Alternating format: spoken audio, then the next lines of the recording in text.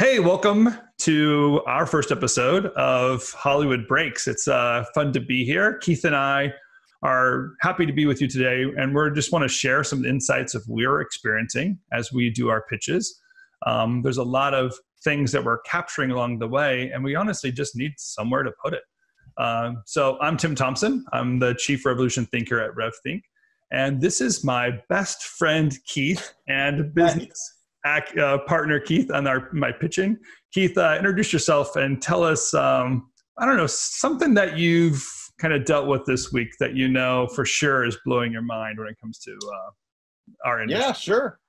It's great to be here with you all, and thanks, Tim, for the intro.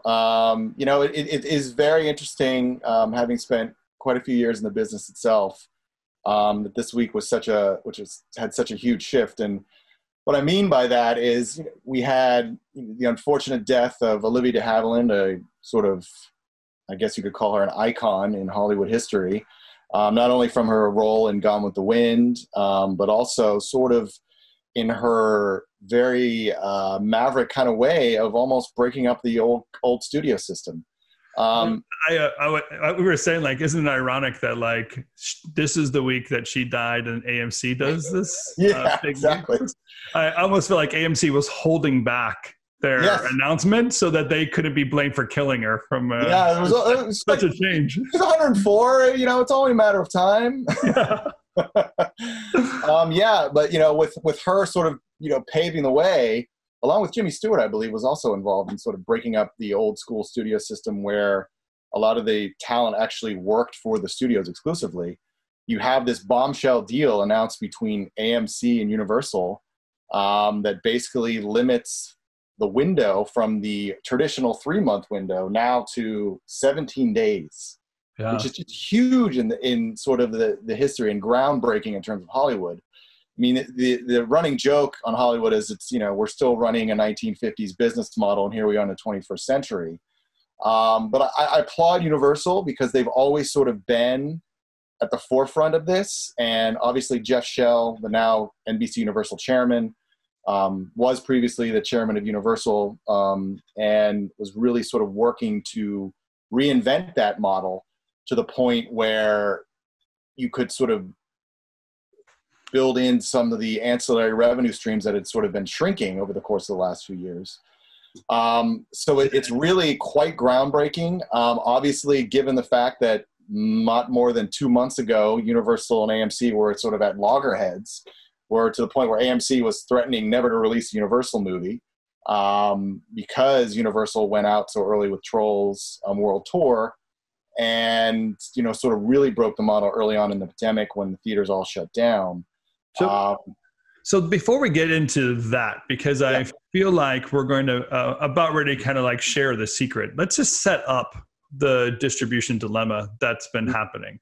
Because you're kind of hinted on it with the idea of like, when the studio system was broken up in the 50s or whatever that thing was, really what happened is not only did the actors break apart, but the monopoly system of studios and theaters also kind of. And where we consumed our content in the 50s, not you and I, we didn't consume it. Where content was consumed. I'm not that old. Not quite. It really was the theater. The theater experience is where you kind of went and did things. Clearly, in our lifetime, with video distribution, HBO, those items, you didn't go wait in lines anymore to watch films. You could watch them while driving down the car or down another road in your car. The kids can be watching feature films. So that the absolute difference of what the technology has done for us over the years, and then how that is changing our outlook on distribution, is something that we're all really up against, especially as content creators. We have to understand how our stuff is being distributed. Can you explain to me like what you think the distribution dilemma really is now, that then what AMC and Universal are possibly trying to put back together? Well, I think the big dilemma with this whole thing is, I think first it's obviously very revolutionary, as I previously mentioned, but it's also who else is going to jump on board? Like, is Disney, Universal, Warner's, are they all going to get on board with this? And also the exhibitors themselves. You had the CEO of Regal, the second biggest chain in the United States right now, basically saying, I don't like this deal. It's too soon, it's bad time for this. So it really sort of begs the question of what does this mean? It's hard for me to think that every other studio won't eventually just come in line on this and jump on board and realize that there are opportunities with this. I think your point about, driving down the street and watching content, it's always sort of been funny to me that the Hollywood, in terms of sort of the theatrical model, has always, the saying goes that the reason Netflix was such a success early on was because they allowed consumers to consume it where they wanted it, when they wanted it, and how they wanted it. However, the film industry has always stuck to the model of like, no, you're going to see the movie when I tell you to see it, at a appointed time and where. This sort of turns that whole thing upside on its head, which I think is where some of the opportunities can come from, in that you can expose, you've grown your audience because some people may not be comfortable to come back to theaters even after they reopen. But let's admit that the theater experience, and that would be, our theater experience that we're used to when it comes to film, piggybacks off of the traditional play theater experience. Like you go somewhere, it's a one-time showing, you all experience it together in a room together.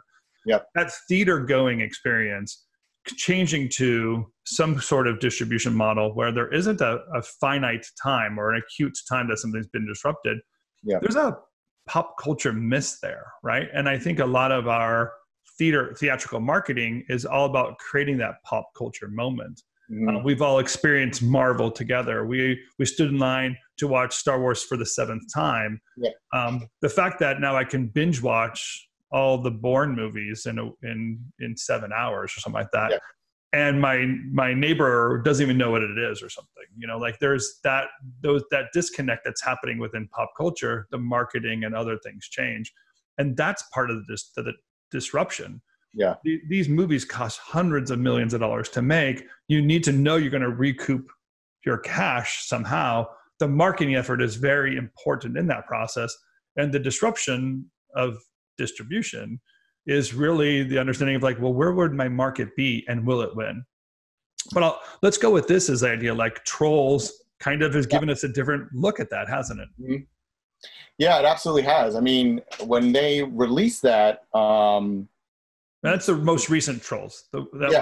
World Tour, I think is what it was called. And it kind of was like, whoa, are we at that point now where we're just going to start throwing movies onto VOD because the theaters are closed? And it proved to be a very successful model for Universal. They actually, I think on their earnings call yesterday, Jeff Shell announced that we made as much on Trolls World Tour, releasing it online, as we did with the original Trolls 5 months in the theater. Yeah, 4 weeks of SVOD or premium SVOD is equal to 5 months in theatrical. Yeah. So and that begs the question, okay, was that only because families? I have 2 young kids, so I didn't watch it, but trust me, if I didn't have a Disney Plus, that would have been my first thing that I would have put up.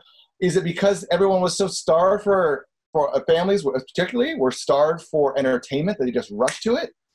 And is this sort of a one-off, or is this the future? And I think that's... You also wonder if Disney's kicking themselves if they should have distributed Hamilton differently than just giving it away to everybody that had Disney Plus for the week. They could have made $700 million and then put it on Disney Plus. And then put it on Disney Plus, exactly. So I think it's a really fascinating time. To your point, although because this is something that I always go back to, because when I grew up, movies were such a big part of my childhood. I remember going to E.T. with my family. I remember the first time I saw Jurassic Park in a theater and that dinosaur walk on screen for the first time and my jaw was on the floor. Those cultural moments aren't really happening as much. And I wonder if, to your point, it's also that horror and movies like horror and comedies are still the kind of movie that you really want to share with other people. Mm-hmm. And the flip side of that is are we so starved for community at this point, because we're all so isolated, that movies will become another cultural touch point again, because people will want to go to a theater again once obviously the virus has run its course and it's safe, people feel safe again. Will it become a cultural touch point again? And I think that's something that, this is going to definitely, the studios are going to have to think about for sure. And us content creators. I mean, honestly, some of what we're up against is the desire to create a cultural experience, and then the reality of distribution, technology, and consumption that doesn't match our needs. I mean, there are cultural touch points taking place. They're just happening on TikTok instead of the Marvel movie or something. Yeah.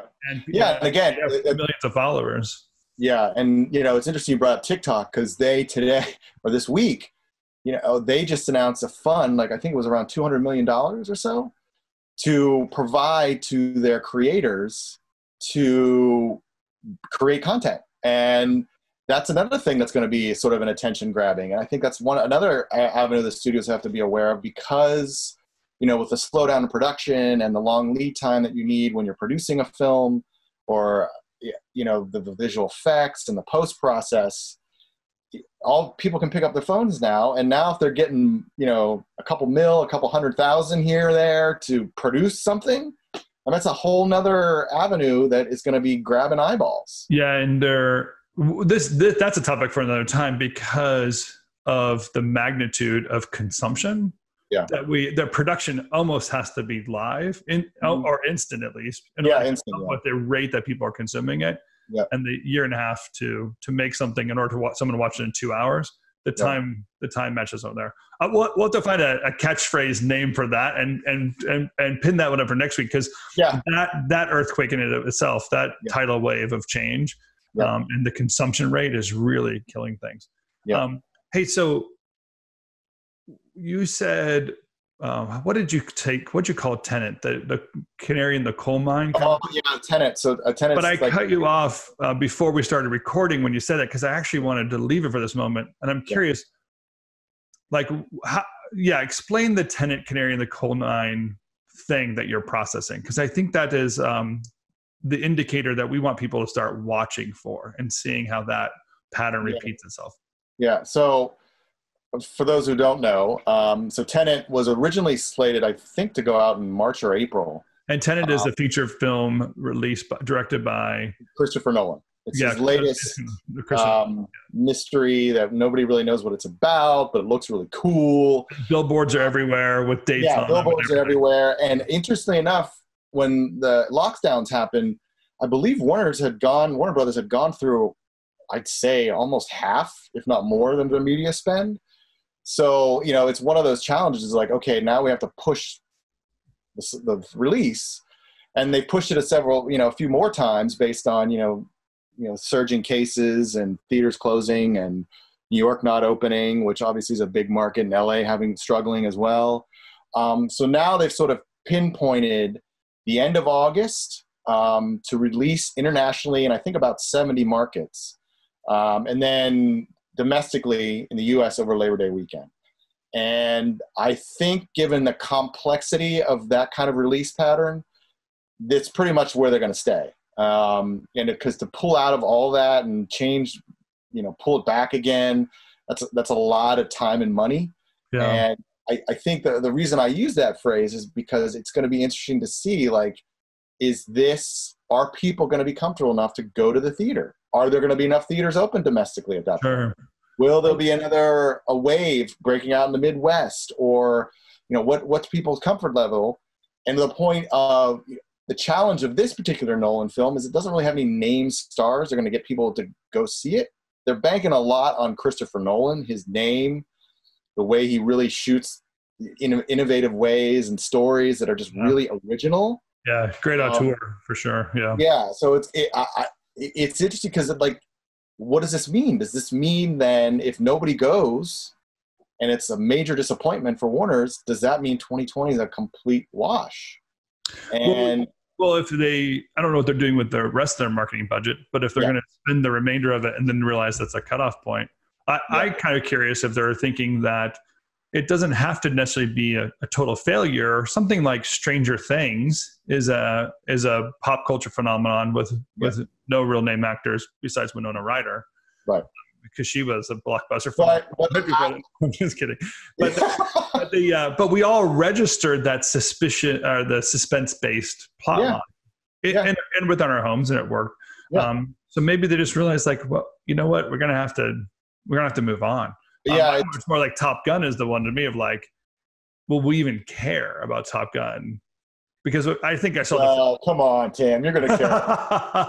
Doesn't matter when Top Gun's going to come out. Everyone's going to care about Top Gun. maybe the Bill and Ted is the one I'm not going to care about. Right. Yeah, but I think you're right. I think, it's really interesting to see like what happened. It's again one of those things like, well, you look at Tenet, but then Mulan, which was the Disney sort of spring into summer tentpole, is now off the release schedule, and they pushed Avatar a year. Yeah, right. So Avatar is going to be now 2020. I think 2023. Okay, yeah. I mean, that is like that was more. I think that was more production related because they obviously had to shut down production, and I think they're shooting. That's a long cash burn. It is for a new asset that they have. I mean, no one's seen anything for 20 years. I mean, this may be another conversation, but the fact that it's been, almost 13 years since the last one. So you got to reintroduce an entirely new audience to that franchise. So that might be a topic for another time because that I know. We get that with the Disney Fox acquisition, which I know is right. And then look at all the inventory that they have and why they're recreating that out of all things. I don't know. Yeah, exactly. Yeah, to me, like, so as content creators, one is that there is a necessary reality that we have to come up against and kind of know that the disruption is real. I almost feel like the pivot is the opportunity. So as the studios are trying to figure out where to land, we're almost looking for the next Blair Witch. Like we're looking for this like one oddity that the independent person made and pushed out there. I mean, last year's Oscar winner is an indicator of some of the market change and how we're absorbing and recognizing films too.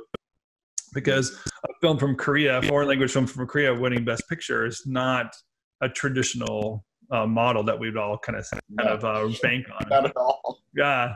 So we know that there's some cool disruption and as content creators to step into that instead of hold ourselves back and wish for something else. But there are pros and cons that we're up against. We talk about TikTok. YouTube is 50% of all internet traffic. So people are watching content on YouTube no matter what. Like we don't have a choice. That's happening. And that's an amazing platform that you can easily distribute to. Mm-hmm. I mean, no, go ahead. Oh, no, you kind of broke up there a second. Sorry.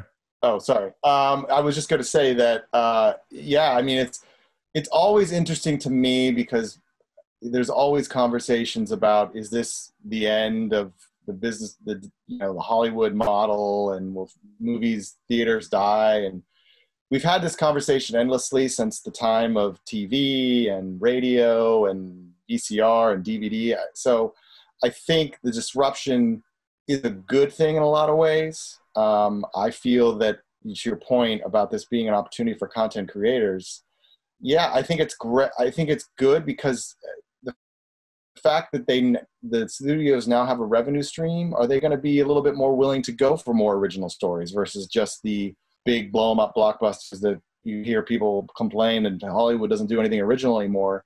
Maybe this is that opportunity. Maybe this is something that will encourage some of the distribution execs and creative execs at the studios to start looking for other content creators, not just rely on an agent to send them a reel of such distributor or a script. Maybe they'll start looking for more talent, more innovative content creators. So I think it's an opportunity. And I think this kind of disruption has been a long time coming. I'm personally excited about it because having worked in the industry for so long and sort of seen a lot of the mistakes that have been made and doing things the same way and expecting a different result, I think this kind of disruption might be a positive. but I understand the sort of the fear that a lot of people have right now that this could be a major disruption that maybe hurts the theatrical experience, Yeah. But I do think in the long run, to your point, I think it's going to be great for content creators like us and for all those out there who, want to start working in the industry. This is just going to provide more opportunity. Totally. And I know that, it's close to both of our hearts. You from the Fox distribution on one side, I was at Trailer Park for many years, playing the other side of the marketing item, and knowing that there was really a symbiotic relationship with what people wanted to consume, how movie trailers are being made, how films are being released, then the watching of the film, then the talking about the film and buying the goods, and then wearing the stuff to Comic-Con. Like that entire process is something that we've all kind of bought into. And this disruption is kind of like moving those chains a little bit and wondering, how do we understand that? I have a good friend that this week and who has been in movie trailers and film promotion. And he told me that they've closed down their studio, their film production studio because of COVID. So, and like there's a whole piece of this industry, provider part of this industry, that those folks are really hurting. The films aren't being released, the trailers aren't being made, items are being pushed. Netflix isn't consuming, isn't distributing out that work to everybody. There's a lot of people hurting in this process. So the ability to be ready to pivot and move things on, take advantage of it, has got to be part of our mindset. Otherwise, we'll go the way of the buggy whip companies. Yeah, want something to be different. You don't want to go that way. No. So I guess what we want to have is a perspective that 2020 isn't a total wash. What it is a year of change. We call it, sometimes we call it the word disruption, but what's disrupting is our expectation. In reality, it's just changing into something else. And if we can see it for what it's worth, there is a top upside to all this. And I love it. I mean, honestly, some of the conversations you and I have about the shows that we're talking about, or really the needs of the industry that the shows, when we talk about that, are filling some needs, is the right way to reverse engineer content and get it out there. Yep, absolutely. Keith, what a great first episode. We're having fun. I agree. I love it. If you're watching this week, we would say to you, subscribe and watch our other videos, but there isn't much to watch at this point. So Keith and I will kind of just keep at it. We're making notes as we go along in the things that we're hearing. I hope you're going to invite some of your insider friends with us in the future, Keith, because some of the opportunity I'll see what I can do is to loop in some of those good Hollywood connections. I'll give us the insider side. I think there's definitely a lot of people who would love to sort of join this conversation, because it's a very exciting conversation for sure. Yeah. And a necessary one. The more people we can loop into it, I think the sooner the problems will be resolved. So, absolutely. Well, thank you, my friend. Enjoy your time in Maine. Is that where you are? Yeah. It's so rough here. Yeah. I'm right. It's not bad making Hollywood movies from Southern Oregon and Maine. Yeah, I think we're Maine. Yeah, exactly. It's the worst things in the world for sure. We're not sitting around studio lots, smoking and drinking all day, trying to type on a typewriter, getting this stuff out anymore, are we? Exactly. No, not that far anymore. All right. Well, then until next week. Thank you so much. Talk to you. Good. Thank you.